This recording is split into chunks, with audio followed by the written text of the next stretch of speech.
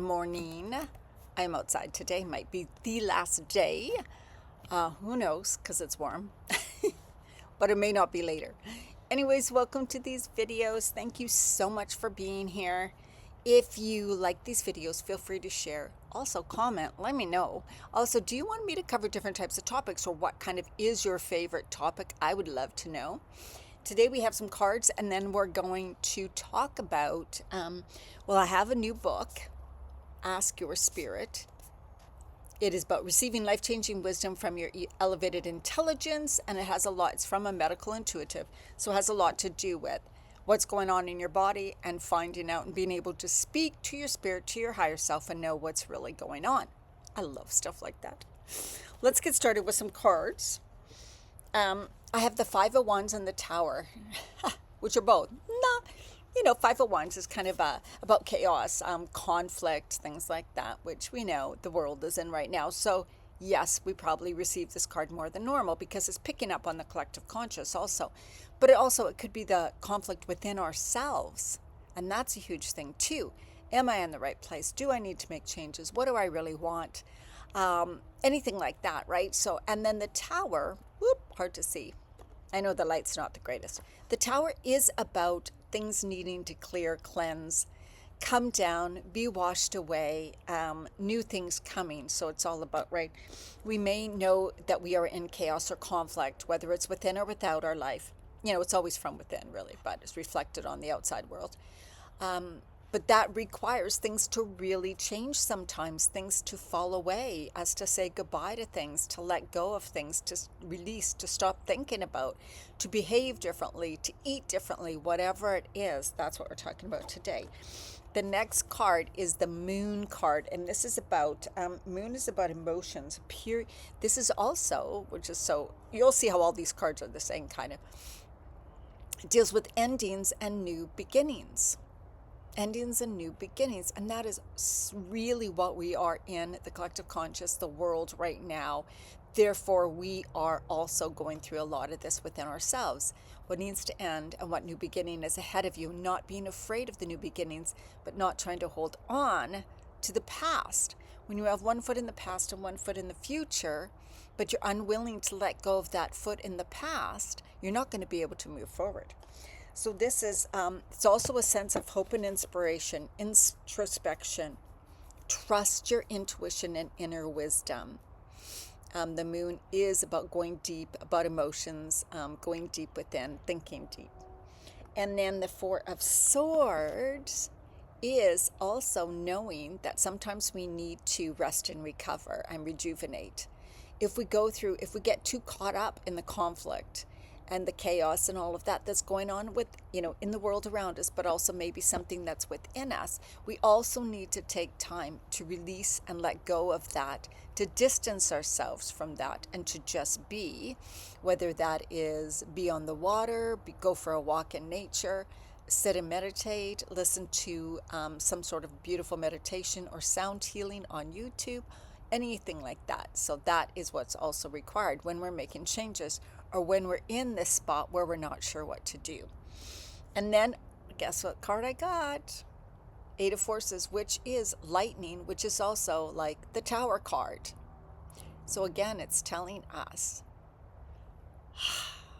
that we are in a Tower moment where things are being brought up, things are being put into the open, some things are being destroyed. It could be beliefs, our beliefs. It could be beliefs that we've once had we see are like no longer true, and that's hard to face. So this is, again, things being brought up, things being dismantled, but it makes new for the way. New. Just like your closet. If you have an overly stuffed closet, there is no room for new things. So the old things have to go, right? That's what. But the next card is so beautiful. It's the Ace of Cups, and it is, of course, about emotions, new beginnings, heart-centered, intuition, love, compassion, all of those things. So that's, of course, where we want to be moving towards, where we want to sit in within. We want to have that beautiful heart energy coming from this heart energy, love and compassion for all and for ourselves, and send that energy out into the world. Okay, now the book I'm not going to read from it yet, but I watched some of her videos on YouTube when she was a year ago doing mini readings for women who would come on, or men too, and say what health condition they were dealing with, and then she would be able to talk to their spirit higher self, figure out what's wrong. Anyways, they're so cool. They're on YouTube. She is Christine Lang. That's her YouTube channel too. So here's some things that people had, and I'm going to read to you what she said about them. So allergies: allergic to behavior, belief, or a thought process.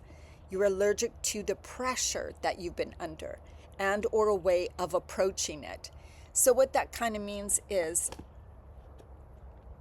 this is not for everybody. This was just for this one woman. So it's an example of what it can be about.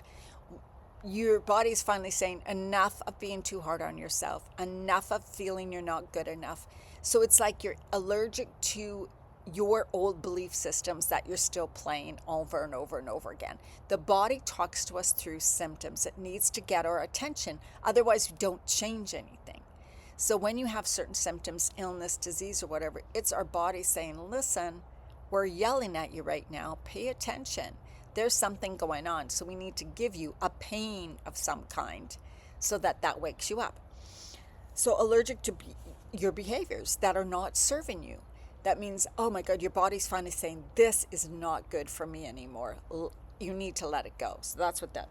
Food sensitivities, which I have dealt with since in my 20s. And this person also did from their 20s. Very interesting. Trying to live up to other people's expectations. Whoa, that was me. Being different, and so trying to fit into society's expectations or families or something where you're like, why am I just not good enough the way I am? And that's exactly what it said. You are not good enough. There's rules to follow and ways to be, but you don't want to follow those rules and ways to be because they don't fit you. So that's a conflict within you. And also what she said is, so you never feel quite right. So what happens is it just goes to food. So the food is never quite right. The food is never quite right. That's what your body's showing you through food instead of, right? How else is it going to show you you don't feel quite right? Like, I'm never going to be good enough. I'm never going to be right. I'm never going to fit in. Why can't I just be different, right? All of those things. What's wrong with me? Life shouldn't be this hard. Life shouldn't be this unfair. There are too many hurdles to get over. These are all things that we're coming up to. So then ask, what honors my body right now? What types of food would honor my body right now? What is my body craving? And also she said about food sensitivities was reacting to disempowerment. You felt disempowered when you were youth. 100% me, 100%. And what was done to you, and you continue to do it to yourself. So someone made you feel disempowered. Now you are making yourself feel disempowered by your beliefs, by your thoughts, by things you do. So amazing, isn't it? And it also says, I am never quite good enough. I have to do it better. Oh my God, right? Better and better becomes too restricted. So then you are restricted in what you can eat. It's just kind of all fits in, right? Having trouble digesting the rules of the game of life you were taught as a kid. Oh my God, my digestion was always a thing since in my 20s. Your body's way of quitting on that. It's your body's way of saying, I'm not going to fit in. Screw this. I'm going to rebel. And this is what it says, I'm going to live my truth and step more into this. That's what it says. I'm going to live my truth and step more into my truth. That's what you want to work on. Another one was joint pain.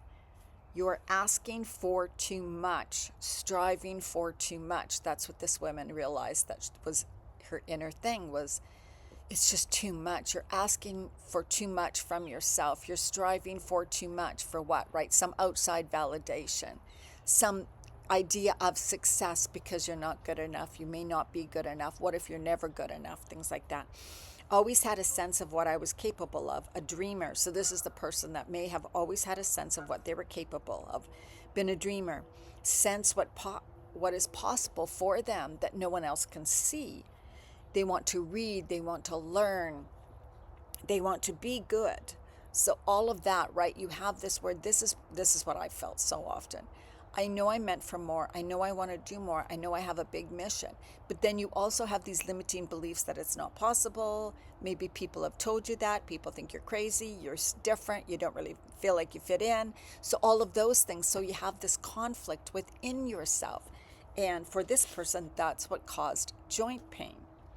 Separate how much, so they said, separate how much you're striving is from excitement and how much you're striving is from the fear of failure.